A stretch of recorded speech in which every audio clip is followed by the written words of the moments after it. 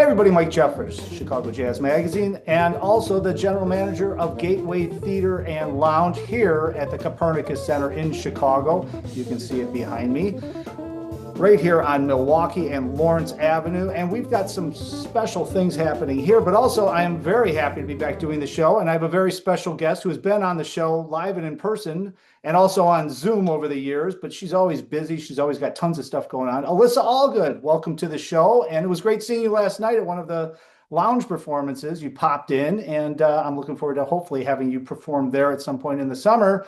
But you got all sorts of stuff happening. So let's talk about everything. How are you? Well, thank you so much for having me back. Absolutely great to see you last night. What a beautiful, beautiful space. So for anybody who's listening, I really hope that you're able to go check out some shows very soon. I'm doing really well, and I'm very happy to be back and getting a chance to connect again. Okay, so you've got shows coming up that we're going to talk about, but the first thing, the most pressing thing that just happened is that you just came out with a new EP. You keep recording these incredible recordings, but these incredible tunes that are on the recordings. I mean, you have so many different things. Let's talk about this. So the EP that just came out, it's called Leap, and I Mhm. love the meaning behind it. So I'm going to have you explain what the meaning is behind it because I thought it was a perfect match for the theme of what it is and what you're calling the recording. Thank you so much. Yeah, so the EP came out on January 9th, just a couple weeks ago. And it's really sort of trying to capture the spirit of the risks that we all take in life and love. And I think it really captures both sides of that. I think the challenging aspects of when we're trying to do something new, but we're maybe holding ourselves back. And then the sort of triumphant feeling when we finally make that leap and that change for ourselves. Really inspired to do that just as I've taking more ownership of my own writing, my own music, and as an independent artist, which so many of us are in the jazz world, just developing more of sort of the entrepreneurial spirit and the skills behind that and wanting to take sort of some greater risks and leap for myself, both sort of musically and sort of the business side of things as well. Talk a little bit about the music because I do want to go back to the business side because that's the one thing that really sparked my interest when I read about what the theme of it was, is that entrepreneurial spirit, which obviously I love. Yeah. And I think that doesn't get a lot of talk about in music schools. And I know you do a lot of teaching too. So I want to talk about that. But first, let's talk about the music that's on the recording and the guys and ladies and everybody that are in the recording with you. Why don't we talk a little bit about the tune selection, and the arrangements are fantastic. Thank you so much. So the recording, what's also really special about this is it's my first recording with my working band here in Chicago. We've been working together for several years, and you know how special it is when you just sort of you find your people that just sort of make you sound the best that you can. And so I feel really just grateful that we're finally able to get into the recording studio together. So that is Julius Tucker on piano, Ethan Fillion on bass, John Didemeyer on drums, and then I had Victor Garcia as kind of a special guest on two tunes, trumpet and flugelhorn. So really incredible just to get to work with those guys who are, you know, my really close friends and collaborators. The EP has 6 tunes. There are 3 originals of mine and then 3 standards that I arranged. So the originals of mine are In the Sea, Little Bird Fly, and In My Way. In the Sea is the opening track that kind of inspired the whole idea of leap. The sort of chorus says leap into the sea. And it's that moment of finally, like, you kind of keep making the safe choice, but that's the moment where you finally just actually go for the thing that you want. And I think, you know, as a musician and artist, you know, so much every day there's risks that we're taking. I think all people, right? But as an artist, you're just investing so much into these ideas that you're thinking of, these dreams that you have. So I really wanted to sort of bring those 3 pieces. Little Bird Fly is kind of a more soulful ballad. That is kind of it's a hopeful song, but also sad. It's sort of about watching someone that you care about struggle and sort of the weight of that, but also the belief and the plea that that person's going to pull through. And I think that, you know, I've had a lot of course, friendships and family relationships. There's people that are struggling with things, right? And I think we all kind of go through that in different times. And then the other original is called In My Way, and that's about the inner critic. So I know everybody listening can kind of identify with that little voice that sort of like just gets annoying and gets in our way. And I've definitely come a long way with sort of navigating mine, but just as a reminder of not letting that voice kind of control us. So I knew kind of going into the project, I wanted to have those originals. And then I also wanted to bring in some jazz standards. I obviously always love singing the Great American Songbook, but I think it's important for me to, if I'm going to sing some of those tunes, make it my own version. And so 2 of the songs I sort of rearranged. I have kind of different harmonies, so reharming some of the tunes, changing the rhythmic groove of it. On I've Never Been in Love Before is usually sort of a medium swing, and that one is kind of a modern straight eighth feel. I'm Old Fashioned, I put into a like kind of a lilting 3/4 feel. And then Devil May Care is the tune that ends it. One of my favorite standards, been recorded by so many wonderful people. And I love to just throw down on that song in a live performance. So I kind of arranged it to sort of highlight that. Got some cool kind of rhythmic hits, some kind of unexpected things, and really just sort of feel like it's sort of guns a blazing when we get to the end there. Everybody watching this, obviously, AlyssaAllgood.com, and you can get all the information on the EP and all the upcoming shows. But also, her social media platforms, she keeps very active.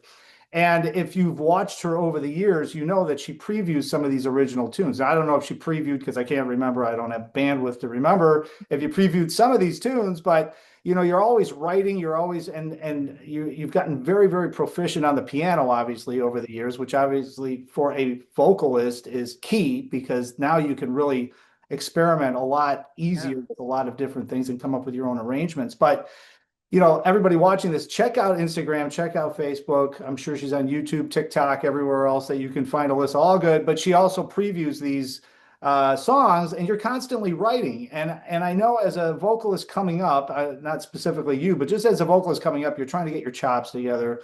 You're trying to learn the American Songbook. You're trying to just figure out what you're doing here, and how to work with a band and all that. Where was the transition point that all of a sudden you took more of a focus and said, okay, I really want to start writing my own music now and adding lyrics to it and really starting to take that ownership of, the overall performance aspect of what you do, because it's really difficult for a lot of people. I know for a fact, I've got all these tunes in my head, but I certainly should not be writing any lyrics because I've tried twice and they were terrible. So I can always help you with that if you want. how did you decide to start, hey, you know what, I'm going to start writing this stuff? I was been doing a couple interviews. I'm like, oh, it's been a couple years, but really, like the first song I wrote that made me believe that I could write was like 5 years ago. I have a song called "The Brave Little Flower" that I recorded on my last album, and that for me has been a very powerful song. I've also rearranged it for like 4-part harmony, so I've had vocal jazz choirs sing it at high schools and colleges and things like that too. But that was kind of a moment for me where I dabbled a little bit. I'd written a couple of things, but I really held myself back from it because I had that feeling of just like, well, who am I? I'm singing Cole Porter and George Gershwin. Is like, how dare I add something? How could I write anything as good as that? Which, for anybody watching who's aspiring to write or try something new, my piece of advice is don't compare yourself to the literal giants when you first start, because it's very hard to just even get started with that, right? But I wrote this song, and I felt a little nervous to like first perform it. I think I actually first performed it at the Epiphany Center, like way back when I played at like the Sanctuary. Yeah, like I was looking actually through my emails because I was curious like when that performance was. It was June of 2021. Yeah, I'm still there. Yeah, that's right. Long time ago. And I remember when I first started performing it, I was a little bit nervous because I was like, ooh, it sounds like a little different than a sort of Great American Songbook. Is that okay? Like, am I still a jazz singer if I wrote something that's a little bit different? And the answer, of course, is yes. I think especially in 2026, jazz is in genre across all the genres is very fluid, right? I think we all bring different things in. So that was kind of the start. And then I just slowly built that more into my practice. I will also say that I definitely was somebody who thought like, okay, either you are a songwriter and you're good at it or you're not. And it turns out that it's really just a skill that you can practice. And if you continue showing up on the page, and it's a lot of editing and re-editing, it's less sort of magical than I thought it was. You mean you don't just write hits? What's No. going on here? Well, hopefully, but it takes a lot of work. Well, and that kind of leads me back to where I went with this before, too, the entrepreneurial side of the whole thing is because, you go through music school, you're learning and trying just to get your chops together, trying to learn the music, trying to really get involved, trying to make it sound like you know what you're doing, and then finally find your own voice and start growing. But the thing that I noticed, because I went to music school, as you know, just like everybody else that we know, they don't teach you about being an entrepreneur. And the minute you graduate, they don't, hey, I'm going to get a job for $75,000 being a professional jazz vocalist now, and I'll probably have to set up some tours. No, that does not happen. You have to be an entrepreneur right off the bat. And I think that with your music and how it's grown and how it's evolved, that's just sort of like the natural phase of you're learning how to be an entrepreneur and how to do that and run the music business side of it in addition to the music. And I think that grows you as an artist as well. But I do think that a lot of people, when they're in music school, don't realize how important it is to start learning about business and the day-to-day business aspect of what you have to do in order to be a professional, in order to be successful like you are. Yeah, absolutely. Well, and I absolutely agree. I mean, like my undergrad experience from whatever that was, 12 years, 10, 12 years ago, Yeah. I definitely didn't really like learn all those skills. And I've learned as I've went. And I've also like in more recent times kind of looked back and said, okay, well, like I wish that I would have known how to do that. And instead of waiting for someone to do it for me, I've taken a lot of like online courses about music business and releasing music as an independent artist because I want to be more in control. There's so much that we can't control as artists in terms of like, getting on a playlist or what the algorithm shows or really getting booked, but what you can do is just put your best face forward and kind of continue sort of learning and growing. And that's also taken for me what do I want to say? The ability to say I don't know that thing and being okay with then learning that thing, right? Right. And again, I think going back to tying this into kind of writing more of my own music and having that become a big focus, that's really inspired me to also be more protective of that, to more protective of what I'm doing because it is so much of my own thing. And again, feeling like I want to be more in control of sort of launching and continuing to evolve my career in different ways, and again sort of being more business savvy. I think it's important for everybody to sort of develop those skills for sure. Well, it's key, right? Because you have to figure these things out. And like in your case, I mean, I've watched you. Obviously, I've known you for many, many years. I remember you sitting in with us at was it Taste of Chicago some Yeah, years ago. I mean, yeah, yeah. so and every young artist, and including myself, at one point I was young and figuring things out. I mean, I didn't learn about any of this in Yeah, music school, but it's so important. And you do a lot of social, which is marketing, which is branding, and then you right, also are able to talk to club owners because you know both sides of the business. You know that right, they need to be able to get whole and make some money, and you need to be able to cover costs and make some money in order right, to be professional. But you also need to be in those spots where you can actually get that music out to the people. right. And just sitting on YouTube and pushing things out that way is not the same thing. And I know some people believe that, but it's not. So getting out in front of people, really connecting and developing that relationship. And that's what you've done over the years. And in addition, you've done all these different competitions. You've Mhm. flown all over the world doing that. So you've taken a ton of chances. So I love the fact that you keep growing as an artist and you're writing your own music and you keep putting out recordings. It's fantastic. Thank you so much. I really appreciate that. And as we kind of talked at the beginning, we saw each other yesterday. It was at an event Yeah. co-sponsored by the Recording Academy and the Songwriters and Composer Yeah. organization. And so that's another big thing that I've learned. I think this idea of like putting yourself in the room. There's so much that we can do, of course, from our computer, emailing and things like that, but just like making actual connections. Because I do think that's really what the business comes down to. It's not only like who you know, but it's like who you care about and who you show up for, and really like being a part of other people's music and other people's success and being able to cheer them on. I think that that goes such a long way. Nobody wants to support somebody if they don't have a direct connection with them, and Right. that's the only way to do it. I mean, you play at Winters once a month with Hmm. our good friend Chris Madsen, and you guys do theme nights and all Hmm. these really cool things. And by the way, Winters is awesome. It's right there Yeah. on McClurg Court in Illinois, and I'm sure everybody knows where Winters is, but wintersjazzclub.com, by the way.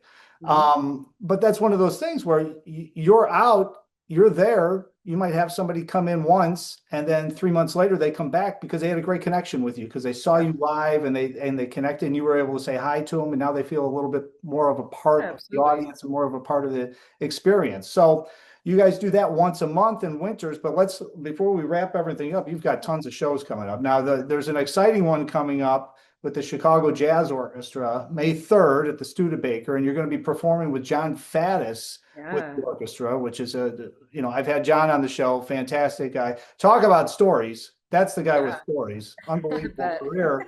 So what are you going to be doing with the Chicago Jazz Orchestra May 3rd? Well, I'm really excited. This is going to be a tribute to Roy Eldridge, which also includes part of his working relationship with Anita O'Day. So I'll be singing sort of the part of Anita O'Day, some of those really iconic recordings. I'm really, really thrilled. This was a performance actually that was scheduled for 2020, and it was the first gig that got canceled during the shutdown, and I was just like devastated because when this shutdown for like when COVID first started happening, I was like, oh, it's going to be fine. But so I'm just so excited. This is sort of like 6 years in the making. So I'm really, really thrilled. I'll be picking out some arrangements that we'll be doing sort of from that era. But what an incredible opportunity to, I love singing with the Chicago Jazz Orchestra, and even more special to get to work with and share the stage with John Faddis. It's going to be really incredible. That's going to be special. And of course, we'll be pushing that out. I'm sure I'll have Jeff on from the Chicago Jazz Orchestra as we lead up to it. So that's May 3rd. But May 15th, you're also part of a really fantastic series, which is at the Athenaeum Theater here in Chicago. What's the name of the series? Because I've read about it. I can't remember what the name of it is, but it's really interesting because I think it combines all the different genres in Chicago. Absolutely. It's called Strictly Chicago, and they've made a point to book Chicago artists as a way to sort of highlight the really vibrant music scene that we have here. So you're right, it really brings different genres. So I'll be doing a night of jazz standards and my originals with my band. That's Friday, May 15th. Really looking forward to that, sort of a cabaret style, real intimate setting. So we'll get all that up on chicagojazz.com. Obviously, all of this will be on chicagojazz.com. And Allgood.com, by the way. Congratulations on the new recording. The EP Leap is available online and everywhere it's streaming, I'm sure, and you can pick that up. So AlyssaAllgood.com. Hopefully you and I will be talking, and we will get you over to the Gateway Lounge here sometime, hopefully early summer, and that will be outstanding. I'm sure we'll plug that a little bit too as we get closer. But it was great seeing you last night. Great talking to you as usual, and congratulations on everything you have going on. Thank you so much, Mike. I really appreciate it. Really great to connect again. Oh, absolutely. And of course, everybody, thank you for watching Chicago Music Revealed. The new show is back. The old show is back in a new spot. That's what I meant to say. Gateway Theater here at Copernicus Center. And until next time, hopefully I see somebody out on the scene.